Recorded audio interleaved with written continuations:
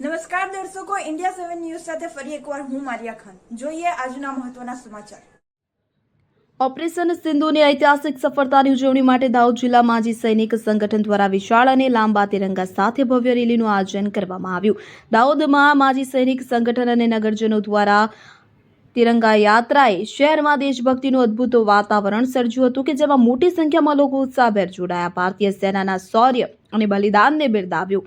યાત્રા APMC gate number 1 થી સાંજે 5 વાગે શરૂ થઈ અને સરદાર ચોક, નગરપાલિકા માણેક ચોક, બિરસા મુંડા સર્કલ થઈને સ્વામી વિવેકાનંદ ચોક ખાતે સમાપ્ત થઈ. સમાપન સમયે સ્વામી વિવેકાનંદ ચોક ખાતે માં ભારતીની આરતી કરવામાં આવી કે જે દેશભક્તિની ભાવનાને વધુ ઉજાગર કરી. વિશાળ અને લાંબા તિરંગાની લહેર સાથે દેશભક્તિના ગીતો અને વંદે માતરમ તેમજ ભારત માતા કી જયના નારાઓથી શહેરના રસ્તાઓ ગુંજી ઉઠ્યા.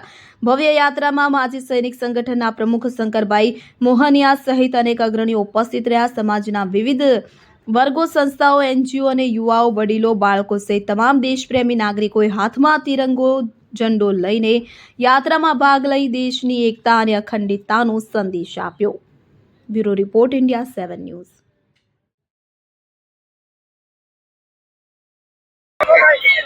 जय हिंद, जय भारत।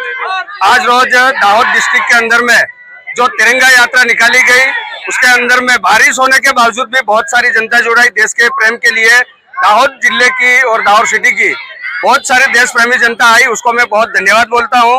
और जो एपीएमसी गेट नंबर 1 से लेके पड़ाव चौक और नगरपालिका माणेकचंद चौक से लेके और यहाँ सरस्वती चौक तक आके भारत माता की आरती हुई है। और यहाँ पर सारे महानुभाव एकत्रित होके और आरती करके और सारी जनता को हम धन्यवाद करते हैं।